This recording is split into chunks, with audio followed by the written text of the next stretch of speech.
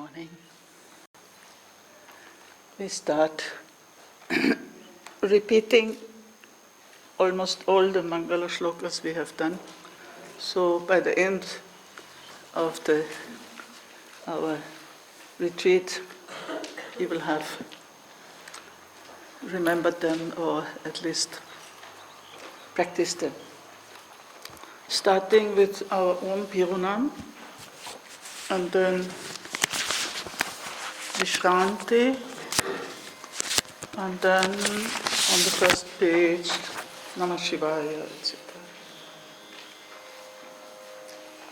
Little tambur.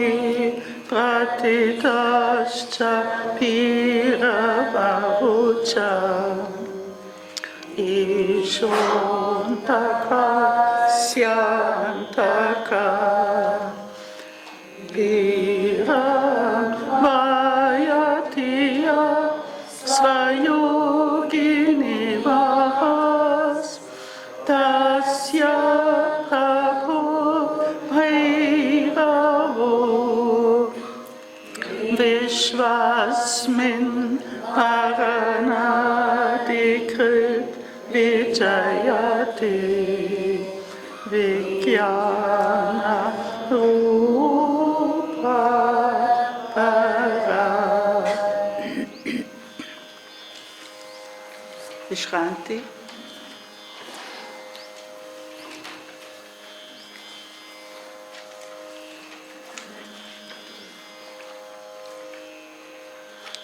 Vishranti.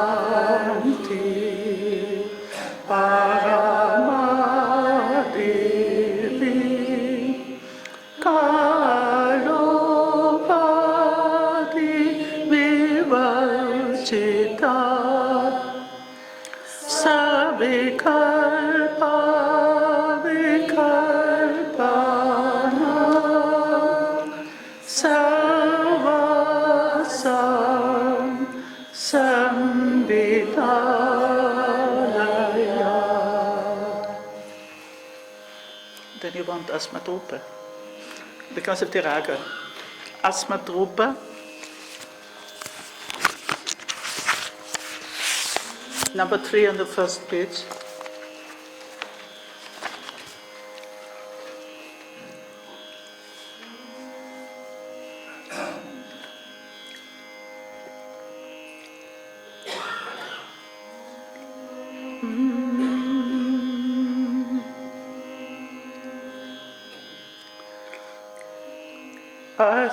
Asmatrupa samavishta svatmanatma nivarane Shiva karotu vijaya namah shaktya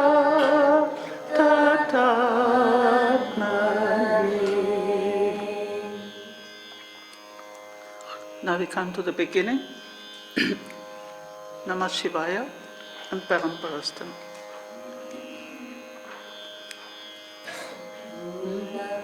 Namah Shivaya Sadatam Panchakritya Vidhayine Chitananda Kanasvatma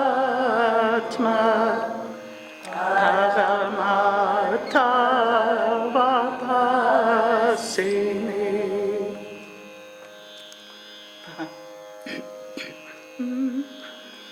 Paramparastam Gahana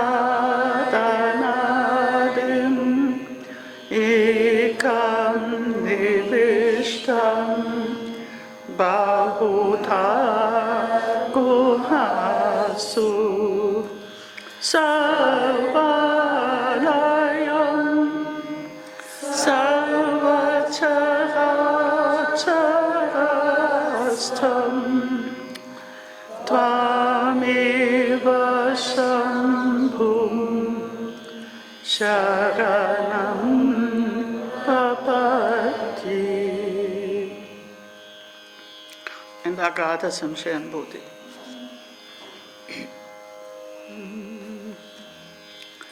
Agata Samshayam Bodhi Samutaranatadini Vande Vichitrata Pada Chitranta Guru Bharati.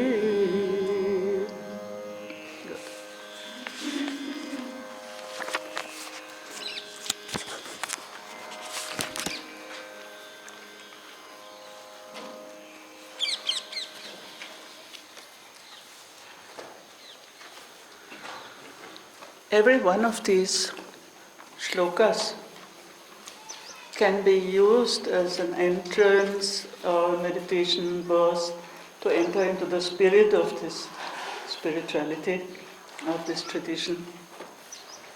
So once you have learned them, you can pick out whatever is appealing to you and use it at the beginning of your meditation.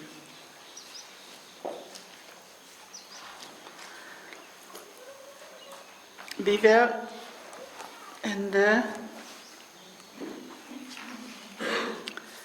field of different practices related to supportlessness. That's why I've written these two words, Niradhara and Nirashraya. And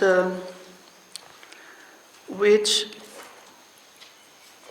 can be something which you practice, like you're lying on the bed and you just imagine there is nothing underneath, or it can be something spontaneous.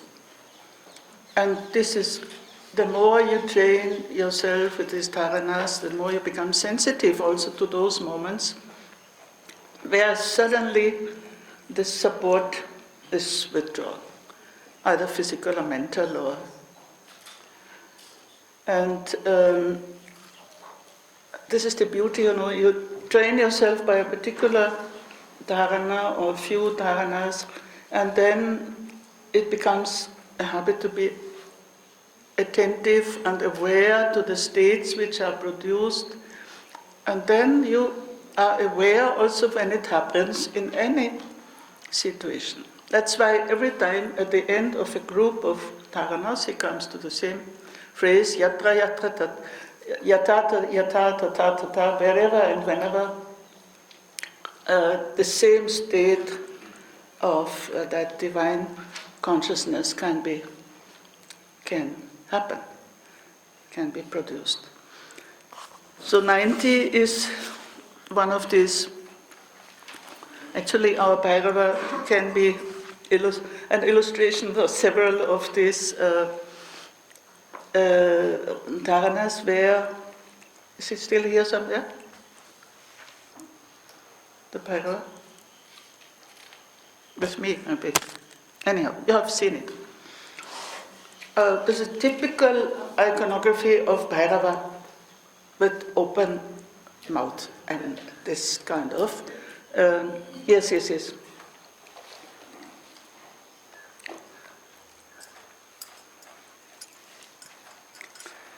So this can be also used for 90.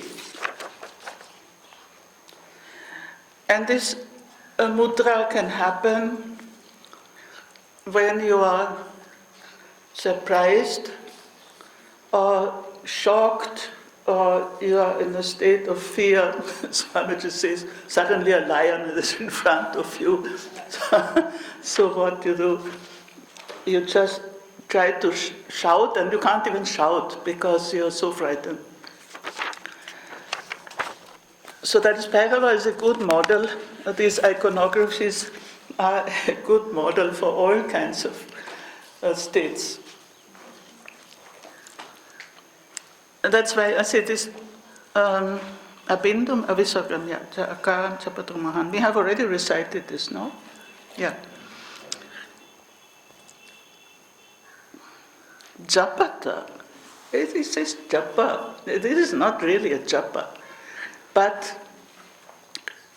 just one vowel a. And so it is not directly meant to be, it's not a japa, but still it's something uttered. Uttered or trying to utter it. Yesterday I was starting to say that in the Kena Upanishad, there is one Rishi whose enlightenment is compared to seeing a flash of lightning, a literal flash of lightning, and all he does is ah. It is beautifully described in the Kena Upanishad. Upanishads are otherwise not so lively, but sometimes they become very lively when it's a question of describing the moment of enlightenment. And I know one Swami, who was my guru earlier, who, whenever he spoke about this ultimate experience, he would do this mudra, so that surprise. And there is a name. See, in Kashmir Śaivism, we have a name for everything. Chakita Mudra. Chakita Mudra is the mudra of surprise, of astonishment.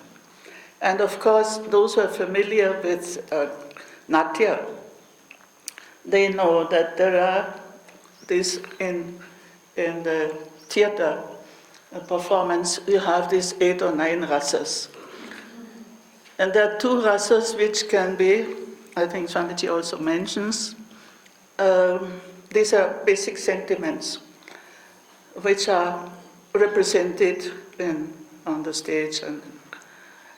And so 2 rasas which can be applicable here. One is that causing, or the fearful, bhayanaka, that which causes fear. And the other is adbhuta. Adbhuta is when you see something wonderful or something surprising or something overwhelming, that adbhuta rasa. And all this because I have worked also on iconography, so they are also represented in the images. And that's why we have all this iconography. Adbhuta rasa, and in the mystical sense, Chakita Mudra, the mudra of surprise or astonishment, which makes you actually very similar to Bhairava. Because Bhairava has this mudra. But here, what is the result is really Udeti Devi Sahasa Jnanauga Parameshvara. See, sometimes you think it's a very ridiculous upaya, but the result is so high. Suddenly, a stream, a flood of knowledge arises, which is the Supreme Lord. Flood of knowledge. Jnanauga. Suddenly you're flooded with insight. We know that jnana is not just knowledge, it is insight. So it means it is a moment of enlightenment. Otherwise you cannot say Jnanauga Parameshvara. So like that Rishi in the Kena Upanishad, who suddenly is that flash of lightning. And so Chakita Mudra, of course, when you act on the stage, it is something which you produce, the actor produces, and here the yogi experiences it. And this cannot be, it has to be spontaneous. That's why this japata sounds a bit funny. He does the japa of ah. but it's not meant literally, of course, japa. Okay, then 91 is again similar to reach that state of supportlessness by trying to utter a letter, and the letter is fix your awareness with the mind free of any support at the end of the visarga of a letter with visarga, and you will be in contact with the eternal Brahman. Nothing less than that. We had this at the end, the silence at the end of Om, and all the stages which follow at the end of the protracted sound of Om Anuswara, and then silence goes up to the 12th state. So there are so many stages of silence. But here this is not Anuswara, it's different because there's a vibration. Said Om, then there's a vibration. But with Visarga there's no vibration. It's just a breath, just exhalation. So at the end, and fix your awareness at the end of uttering Visarga, Namah. And then there's no vibration, it's just silence. But with a mind which is free from support. So again, it's like this nirvikalpa, the condition and the result are the same, but because it's a process you have already experienced a state of supportlessness in any other way or any other situation, and then niradharena chittena, when your mind is free from support, you touch this eternal Brahman. This tremendous result. Sprishet Brahma Sanatana. So why does he again here say Brahman and not Bhairava? Because it's a question of language, of Varna, phonemes. So earlier also there were Brahman was, the result is Brahman when it's a question of some mantra or some sound and or something connected with the aksharas. So he sprishet, he touches the eternal Brahman. And why? Because he moves from, now Ha is also the last letter of the Sanskrit alphabet. So when you finish with all the phonemes of language, you end in Ha, and that Ha, not even Ha, but Visarga. Of course, Visarga belongs to the group of vowels, but anyhow, we are not going into the subtleties of grammar here. But still, when you come to the end of language, you touch the eternal Brahman. Means Brahman is connected with language, but then you have to transcend it and enter into that silence at the end of that Visarga. And Swamiji says rightly, it is Shambhava Upaya. And the previous one was, there is still some sound, and then that sound takes you to the soundlessness, etc. Now we recite from 92 to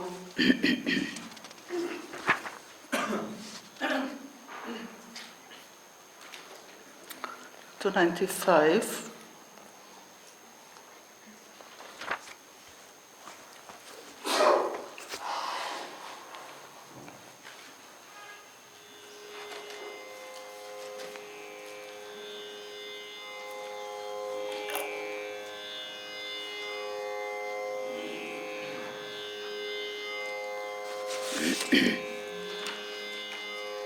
Vyomakaran svamatmanam Dhyayet niprirunavritam Nirashraya chitti shakti Svarupam darshayetada Kinchit angam nipityadau Tikshna suchadina tata Tatraiva chitanam yuktva Bhairavim nirmalakati Chittadyanta kritirnasti Mamanta bhavayetiti Vikalpanamabhavena Vikalpai uchito bhavit Maya vimohini nama Kalaya kalanam stitam Ityadi dharmam tattvanam Kalayana pritak bhavit.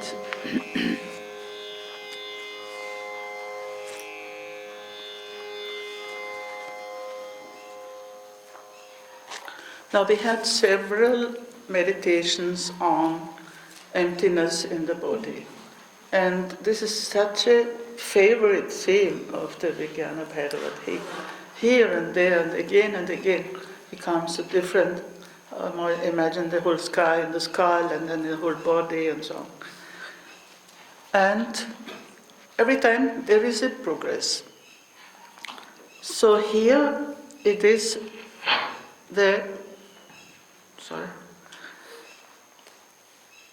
somehow the culmination of all these practices. With the sky or the empty space and the body in the body. One should meditate on one's own body in the form of the vast sky, unlimited in all directions. Then the power of consciousness is free from any support and reveals her own nature. So it's very clear where all these previous dharanas have been leading to this state of supportlessness, state of connected with those meditations on the emptiness in the body, etc.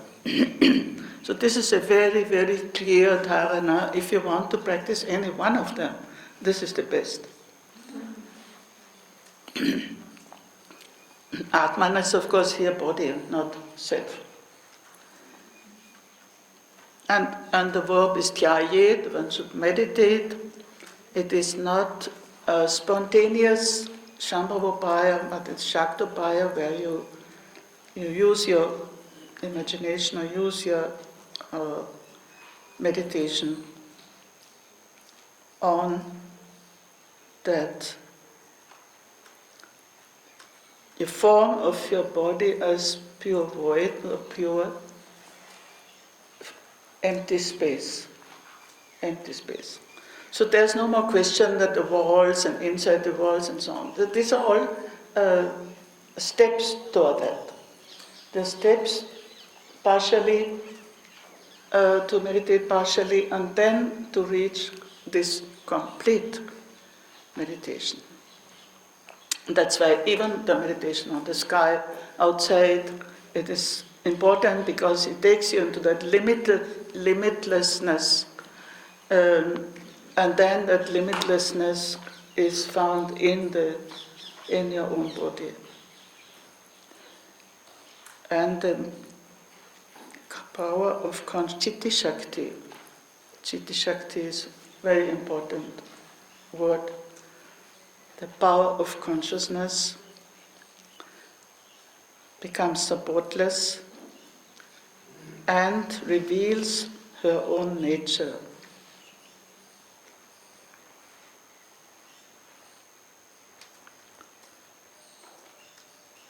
Because, of course, the power of consciousness is free. It is empty. It has no basis. It has no condition. It is that total freedom. That's what we had in the word kechara, that moving in that freedom, in that space of consciousness. That is the Chitti Shakti. Yes? Is there in the state there on the end of the commentary, here you write, this is Shakti Upaya, this cannot be Anava Upaya because we have to concentrate on your body. But to concentrate on your body is Anava Upaya, or? Yeah, well, it's not very correctly expressed, but Shaktopaya because it is a bhavana. It's not so much concentrating on the body, but only on the body as empty. So, yeah, you see, this, what I said, an oral commentary always has some problems, because sometimes something is expressed and then again he corrects himself, and so in several cases it's like that. But it is definitely Shaktopaya because there is that kind of bhavana.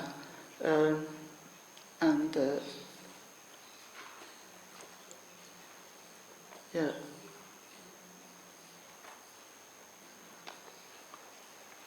So it's very clear. I mean, there are some of the very high level dharanas are very clear. They may be difficult to practice. But even then, I always recommend to aim at those dharanas which are clear, which are high level, and at some point you will experience it. It's not thinking, oh, I must start very simple and so on. No, you take those. They will carry you there. Because there is a clarity, and then even if you don't succeed immediately, but they will reveal that as that Chitti Shakti will reveal herself. And Svarupa is always, it's not only the nature or the essential being of that power of consciousness, but of your own being. Svarupa is always your own Chitti Shakti, your own power of consciousness. Because then this duality is already gone. Now 93 we have done yesterday, but actually we were only talking about pain, but not how it happens, how you transform the pain into that pure state of Bhairava.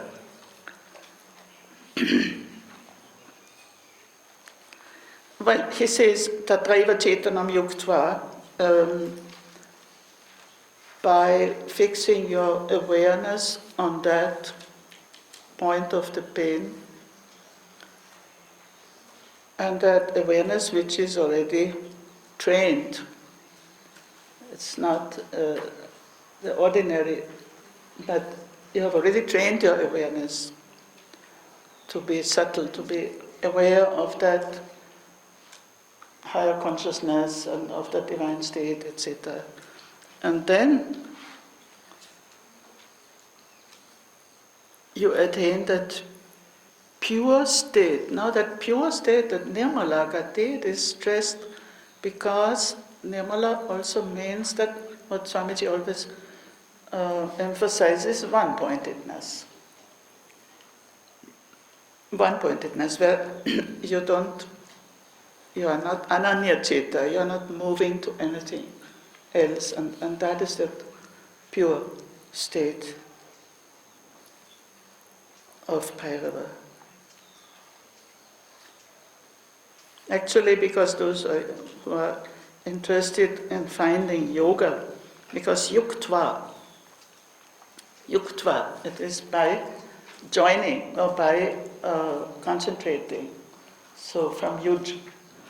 So it is that it's not just experiencing pain, but this is also a yoga, yuktva. Okay, but this is actually, it was connected to the other dharana on pain, and we have already done that. Now, 94, And here you will see that we are now progressing to ever more subtle and more deep meditations.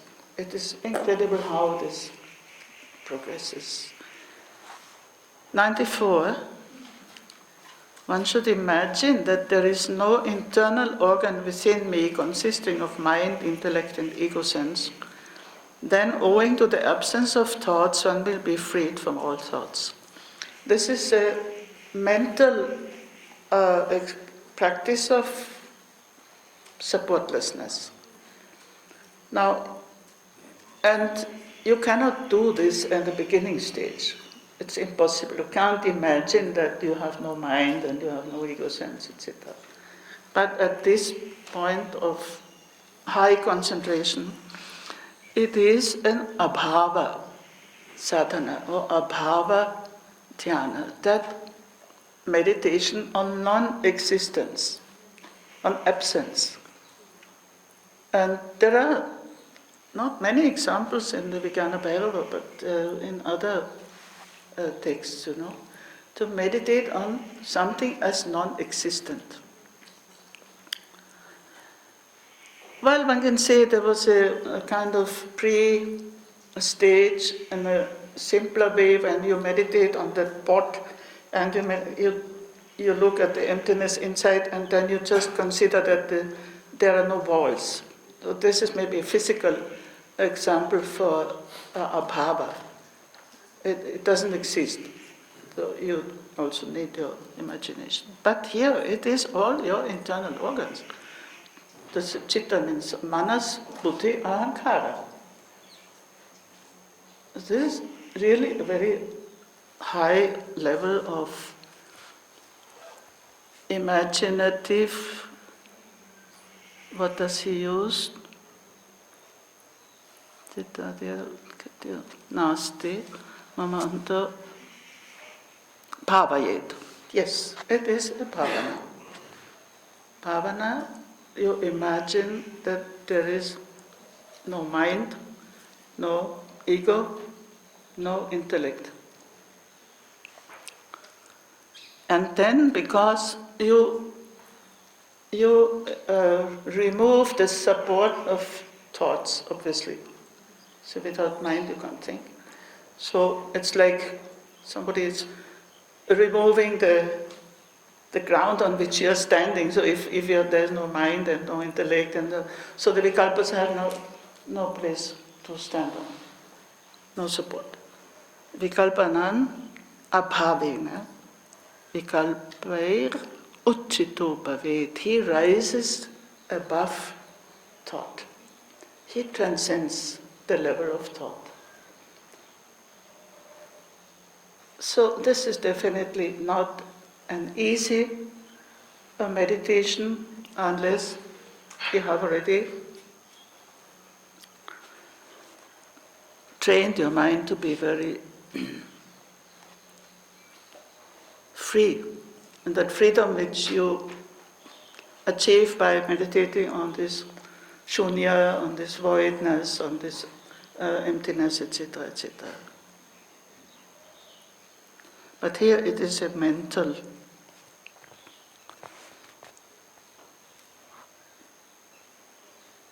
Yes, of course, then somebody will say, and there was a question, then who imagines if there's no mind? And then Swamiji says, supermind is imagining.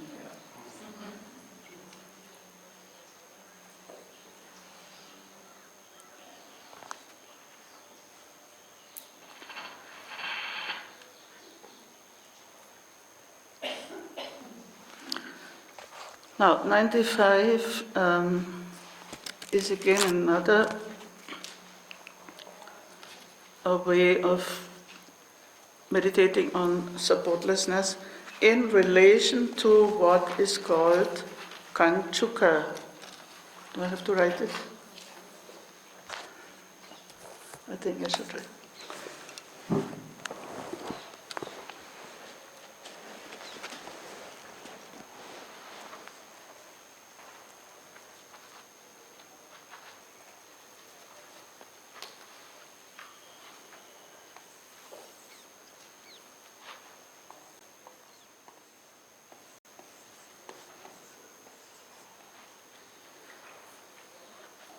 Kanchuka means something like an armor or a thick skin or some covering, and in the scheme of the 36 Tantras of Śaivism, all of you who know the Sankhya and Yoga system, so there are 25 Tantras, and in Śaivism 11 more are added, and these 11 are extremely interesting. Apart from the divine stages, but there is a whole psychology or anthropology also contained, and that is contained in these 5 Kanchukas. See what this Kanchukas means, what constitutes our limited existence. See, actually we are the unlimited divine. But what makes us limited are these 5 Kanchukas, these coverings. They are like shields, they are hiding us, or hiding our own self. So there are different lists, but if I start from Maya. Maya is the power of illusion, but not in that sense of Vedanta, but it is just one of the powers. And Maya is actually at the end of the so-called impure tattvas, and Maya is immediately like you have the 2 sides of a coin. At the lower side, she is impure, she is confusing, she is disturbing. At the moment you turn the coin, you are in Shuddha Vidya, pure wisdom. So the same Maya is also Shakti, but depending on your state of rising through these tattvas. So this is the limit where you move from the impure tattvas to the pure tattvas. Maya is the last stage. And then I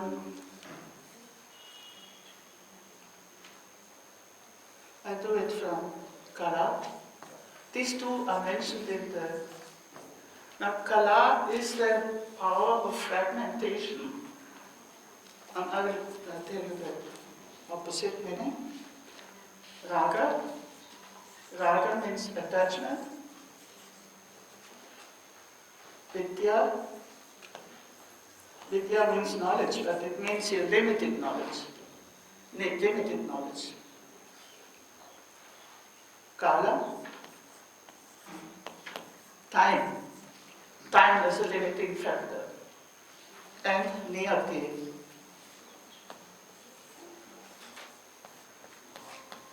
Sorry, frozen with one, can you see? Niyati is limitation of freedom. So there are limitations, but all these limitations are actually only the negative side of the positive, which are the divine qualities. So they, just like Maya, if they are turned the other side of the coin, they become, Vidya is a limited knowledge, and the moment you reach that divine state, it becomes the divine wisdom. And Kala is a limited creativity, and when it reaches the divine state, it is the Sarvakartritva, the all omnipotence of the divine. That's right, the yogi, and it's always described, and the yogi has reached a very high state, he has the same attributes like Shiva. Then, Vidya, limited knowledge. Yes, the Raga, limited attachment. We are attached to some people and to some things and not to. When it becomes divine, it is the universal love, you may call it. Universal, it's not that Sankuchita.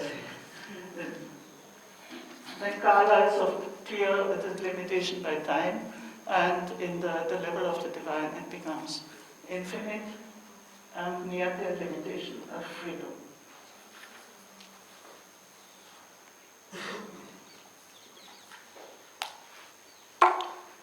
It's a very fascinating psychology and anthropology, I would call it. And those who are very eager to know more about it, there is an excellent article on the Kanchukas by Raffaele Torella, a great specialist on the philosophy of recognition, who has translated Ishvarapati Vijñāna. Anyhow, we are not going further into this, but to understand this verse 95. Could you just repeat something? Kala is the power of fragmentation as negative and the positive? The kala is a limitation of time, and when it The second one. kala. The kala means the power of fragmentation, which is a limited creativity. Suppose somebody is a painter, but he's not a musician. I mean, just to give an example. It is a limited creativity. Then the more you become one with the divine creativity, the more that expands, that limit disappears, and it expands into all doership, that is sarvakartritva of the divine. So that.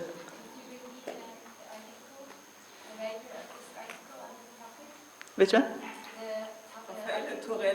Huh?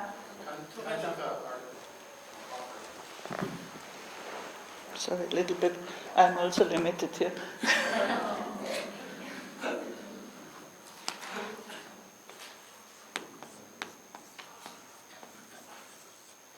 But this is an article which is published in a volume on Hindu Tantra, published from Vienna. It's a little difficult. Maybe in the internet you always find something in the internet. So, on the Kanchukas. What's the volume it's in? You mentioned it's on the Hindu Tantras in a particular volume. Do you remember the name of the volume that occurs in? The name of the volume, the book that article? I don't have it here. I can find it. It's mentioned in my book, so I can tell you afterwards. I can give you even the exact reference, but I didn't bring my book here. Now, Maya is deluding. The function of Kala and other Kanchukas is fragmentation. See, the Kala is a very basic limitation because it more or less covers all the others. Because what makes our limited existence that everything is fragmented. We never get the whole. And of course, the more we approach the divine, the more we become whole, and then we overcome this fragmentation, this limitation of fragmentation. Considering the properties of each category in this way, one is now. There are two versions of that. Kalyan na pritak bhavet. One is not separated, or one is separated. Both versions are there. Which one have I taken?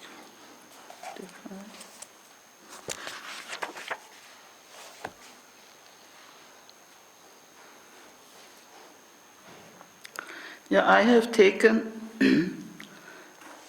if one considers the properties of these categories, tattva, whatever we translate tattva, one does not remain separated from, in bracket, from reality. But Silburn also has taken this, and Swamiji here, he takes the negative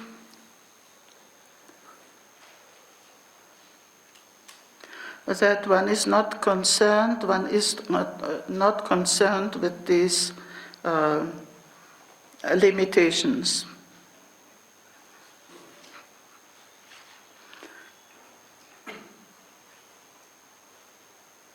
one is liberated from all these limited aspects of Maya and so on.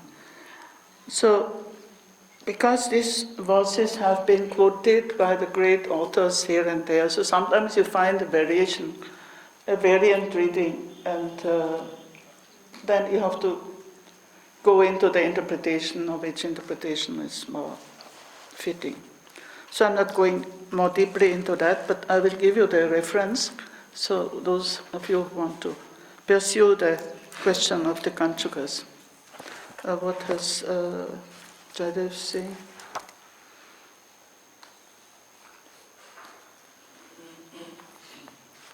Maya is delusive, the function of Kala is limited activity, with there is limited knowledge, etc. Considering the functions of the various tattvas in this way, one does not remain separate any longer. Yeah, he has also taken it the positive.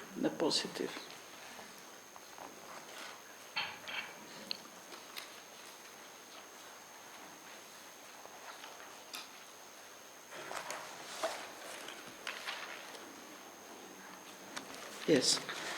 Now comes a group of dharanas which are very, very important. So let us recite 96, and then not many. 96, 97, 98. Or let us say 99.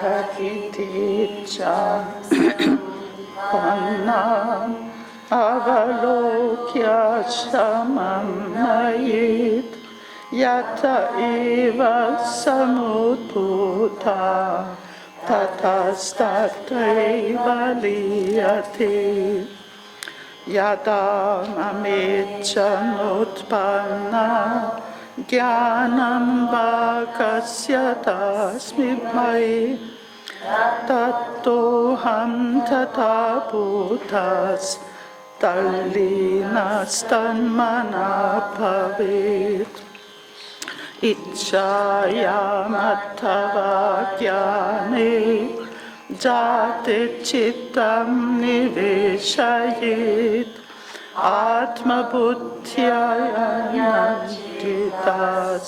tatastatvartaharshanam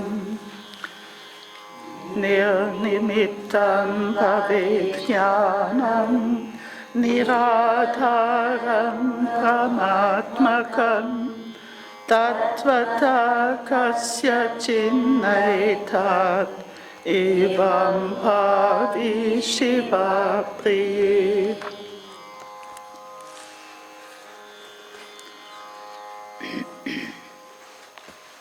It is the whole topic of will. Well, Ichcha is normally translated as will, but one has to be aware that it's not will in the sense of Western philosophy, where there is an ego and there is an object of what the object of that will. And no, Ichcha means that original impulse which underlies any knowledge and any activity. That's why you have the three energies of Shiva, Ichcha, Jnana, Kriya. And without Ichcha, there is no knowledge, there is no activity. But it means that original impulse, or, of course, Sylvan and her beautiful friend, she calls it élan. Something which is not yet, it does not have an object. And those of you who know the Shiva Sutras, there is this beautiful sutra, Ichcha Shakti Uma Kumari. Now, she is a Kumari, and then Shimaraj in his commentary, he says, why she is a Kumari? She is a virgin, because she is not touched by, nobody touches her, and she is that purity, that original purity, which is also objectless. The moment there is subject-object, that purity is gone. So that commentary on Icha Shakti Uma Kumari is very, very beautiful. So it is a power of, that great scholar Professor Sanderson calls it precognitive impulse. Precognitive in the sense of, as I say, there is no object of knowledge. And it's just that arising of a desire or will to know, to do, etc. Now all this there are three dharanas on Icha. How do you deal with your willpower? Well, willpower is already a bit too far away from that purity of Icha Shakti. And 6.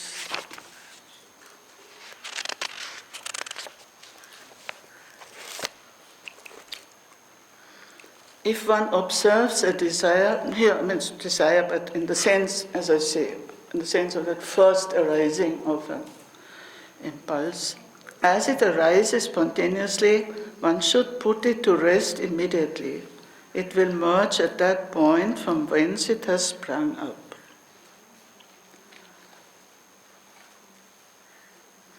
Now there is a difference between suppressing a desire and making it merge in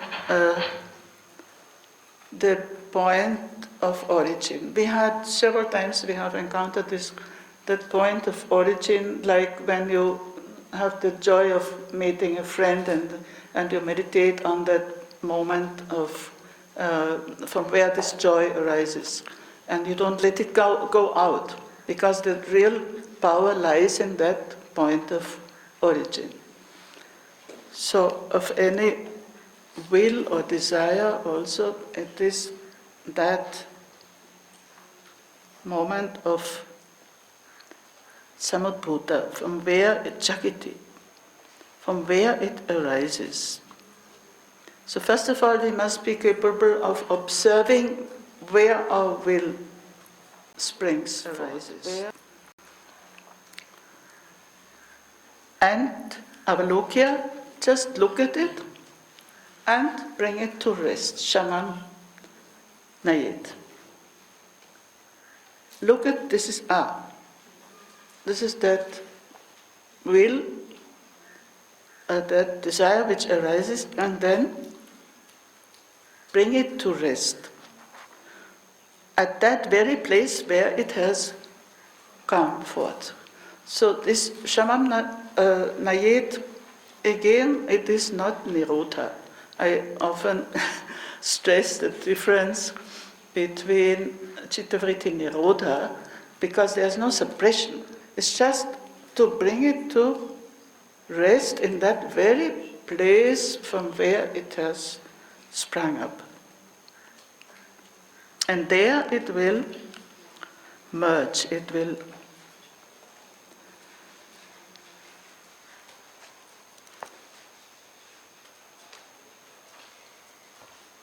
now this has to do with, but this is some of the secrets of this spirituality.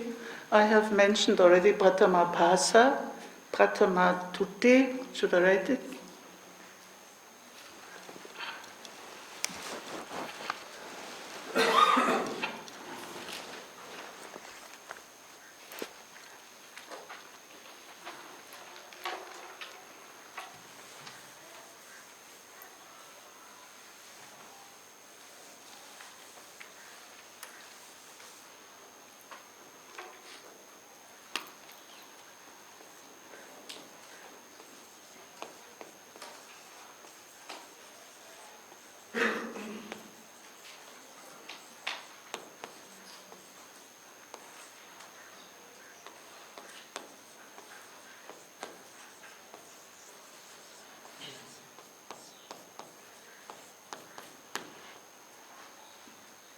is just a moment, that very first moment, and that first appearance of something, of an experience, of a sensation, of the arising of will, etc. So, and that is the awareness has to go to the source of that experience, that impulse, or that,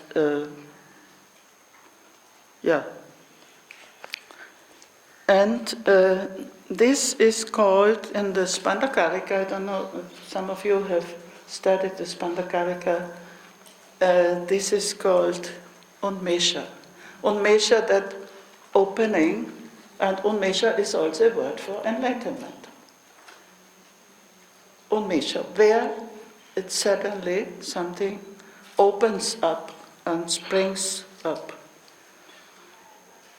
It's awakening. Unmesha is also opening of the eyes. Now, what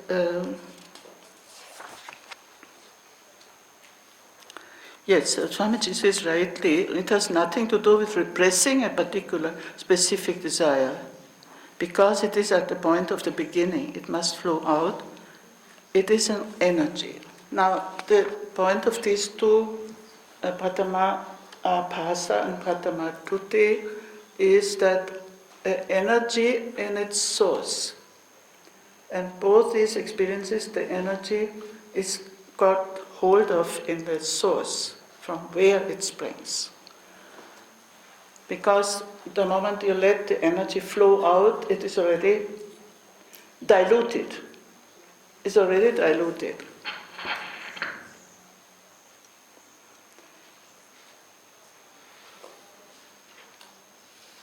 And what happens in this, when you bring this desire to a peaceful state, Shamam Ayet, that instead of letting it flow out, it brings you back into that blissful interiority, which is the source of all your desires, the source of all your will, and the source of all your whatever follows after will is, of course, knowledge and activity. So going back to the source, that is that meditation of complete going within.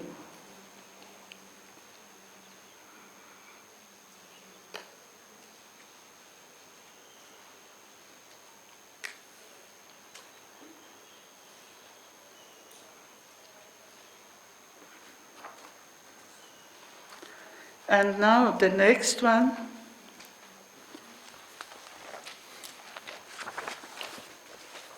'97 is very, very important, very powerful.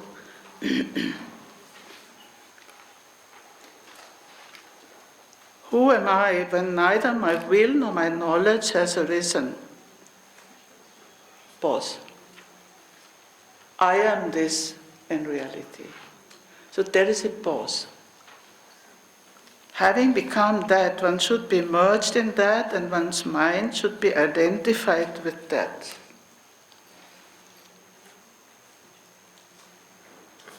This is a tremendous dharana. See, we have done almost 100 verses and so many practices and so many states of awareness, so many states of consciousness, etc. Ultimately, what is the subject? Who? Who is doing all this? Who is this I?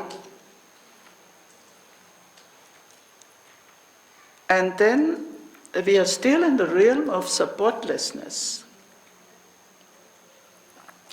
When neither my will, because in the previous one the will has arisen, but you bring it down immediately, back to its source.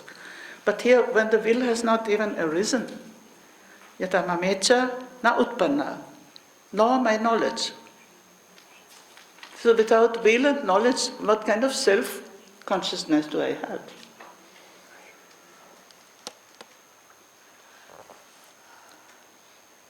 Kastadasmi. Who am I? And this is the question which, of course, the main practice which Sri Ramana Maharshi has recommended is to ask this question, who am I? And it's called Atma Vichara in the Vedantic terms. But here the same question is, some help is given that who am I before my will and my knowledge has arisen. And it's precisely in that gap, and that you are left in the emptiness. So we all kinds of emptinesses are here. Until that very emptiness of not knowing who am I. So it's very powerful. But then the second line, see, this relationship of first and second line is also very important. So this gap, this nothingness, this emptiness, that I am in reality, tattvatoham. I am that. And he doesn't say here shivoham, soham and so on. This is all religious language. But here it's just an analysis of your consciousness. The second line is very important. So that, where neither my will nor my knowledge, and this will and knowledge which are bound up with my individual consciousness, with my ego, and where they have not arisen at all, that is what I am in reality. And that is the ultimate aham. Tattvatoham. Aham. And becoming that, tathābhutas, one merges in that and becomes one with it. So it is, you can say, it's a negation and then that positive. So negating all what identifies you with your limited ego, with your limited will, your limited knowledge, and leaving you in that kind of vacuum where you have to realize that true I. Tattvatoham. Tathapus, talinas, tanmana bhavet. And then you become one with that.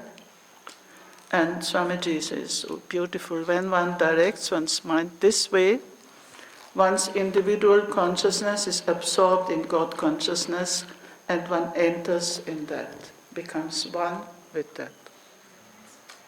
Now, of course, religiously, as I say, you can practice Shivoham, Soham, all this as a mantra and so on. It's not audible. And there's a continuation in 98.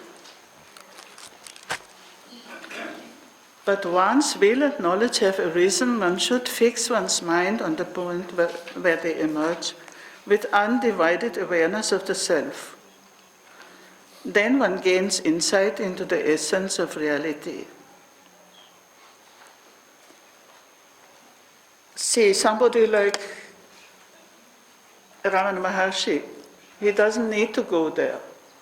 He can stay with 97 because he has realized this essential aham. He doesn't need to go into Ichcha, Jnana, Kriya and all that. But for us, once we have realized that true I, still we are going, we have to practice, we have to be, our will, our knowledge, our activity, everything has to be there. But in what way? Once will and knowledge have arisen, Chittam niveshayet, one should concentrate on that.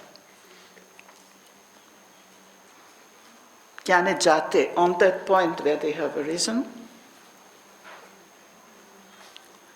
And again, this Atma Buddhi Ananya Cheta, and with the undivided awareness on the self, of the self, tatas tatvartha darshanam, one gains insight into the essence of reality.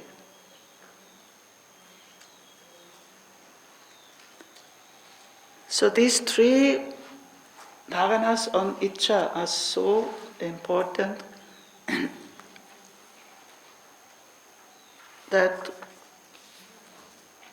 merging that will into the point of its arising, then imagining that there is no will and no knowledge, or before will and knowledge have arisen, who am I? And that which I experience, being free from that will and knowledge, that I am in reality, and then to merge in that, and that is, of course, but the text is very neutral. It doesn't say, Swamiji says, and he is right, of course, it's the divine. It is the divine I, Aham, the ultimate. And then in the 98, still out of that realization of that ultimate I, the will and knowledge and activity, everything will arise again. But you have to focus again on that point of its origin, and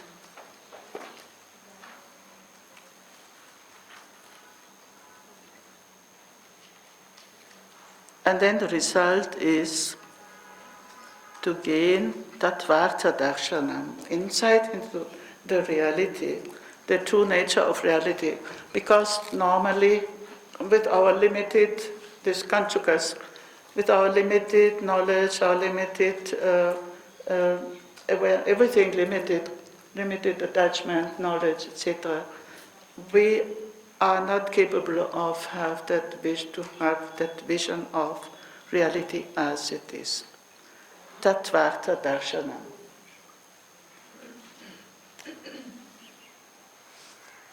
The vision of the reality as it is. And then 99, again, this removing the support, niradhara, nirashreya, it goes so far as to remove all the basis for your individual ego. That basis is withdrawn, and you find yourself in that emptiness, in that pure aham. And I have found, when you read the experiences of enlightened beings, it's mostly, if not Ramana Maharshi, who had it at the age of 16, but this experience of that pure aham comes latest at the time of death, or at experiences which are very close to death, enlightenment experiences which are close to death. I have many examples, and it always comes to the same, because you're already freed from all this, whatever we attach to that I, that ego, which is like something where things get stuck, and then that complete freedom from all these attachments, and that pure I, it comes latest at the moment of death. And maybe I go again back to the Upanishads. There are two Upanishads which describe the moment of death, or after death. The Kaushitaki Upanishad describes the journey after death, where the soul has to pass through so many stages, so many tests, and so on and so on. And finally, it arrives at the throne of Brahman. And the last question which is asked by Brahman of the soul is, who are you? And the soul answers, Yas tvamasi soham asmi. What you are, that I am. And then the soul is allowed to enter into liberation. So this is aham. And the last test, Yas tvamasi soham asmi. It's a very beautiful and powerful description of the journey of the soul after death. Which Upanishad? Kaushitaki Upanishad. Kaushik. Well, we have the Bhagavad, we have the Tibetan Book of the Dead and so on. So many things after death. But I'm now concerned with this true, this true I. So the last question which will be asked to you, who are you? And only if you can answer it, what you are, that I am. So beautiful. And the other one is of course much better known, that is the Isha Upanishad, where in the last 4 verses it's the soul, at the moment of death. It is not after death. It's at the moment of death when he has that vision of the sun, and then the Purusha in the sun, and then the dying person, and that moment he sees that glorious Purusha in the sun, and then he says, Yo asau Purushaha, Yo asau Purushaha, soham asmi. What is that luminous person in the sun, that divine person, that I am? And then again he can enter into liberation. So I find these two, they're so brief, but so beautiful and so precise. What happens at the moment of death? So the last question which will be asked is, who are you? And then this aham is what remains. And not anything you have accumulated on your ego, so many layers and layers of kanchukas and so on. But this is the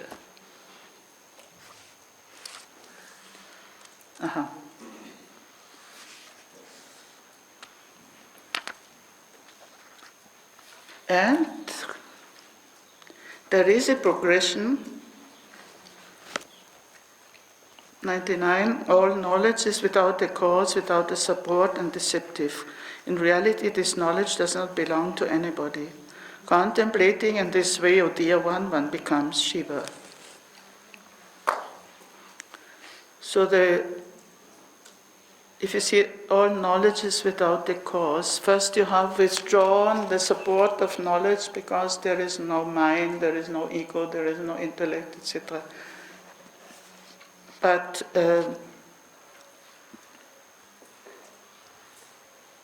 again, this withdrawing the support to knowledge, niradhara. So what is meant by jnana here? Of course, it is limited knowledge, we can say. See, what is the basis of our knowledge? Does it have any cause? What is the cause, etc.? So it is again a meditation on supportlessness. Tatvata kasya chinnaitat. It doesn't belong to anybody. Evam bhavi Shiva priye. Evam bhavi is such a brief way of saying, contemplate in this way. Just evam bhavi. You become Shiva. Now only these 2 words, no? Evam bhavi Shiva. Priye, well, addressing the Devi. And now, when consciousness has been liberated from all these accretions and all these superimpositions, then your consciousness becomes universal. And that is why we will conclude with verse 100. It's not only a good number, but also the content is very important. We have not recited this.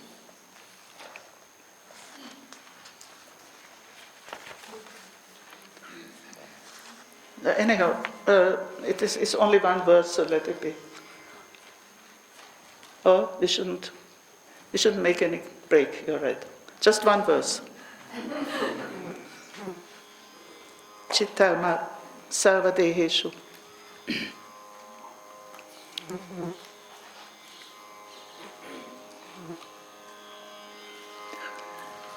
Chittarma sarvadeheshu vishesho nasti kutrachit atascha tanmayam sarvam bhavayan bhavajijjana.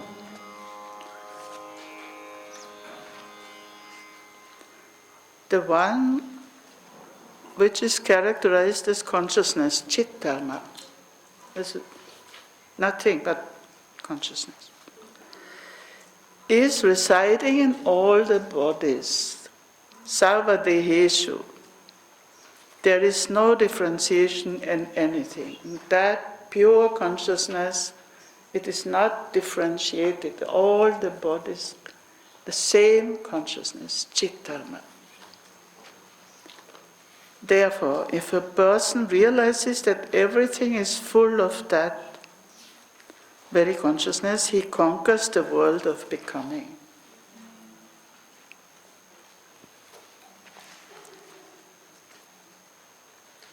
Atashchattan mayam sarvam bhavayan bhavajijjana. That everything is pervaded or full of that same consciousness, chittarma.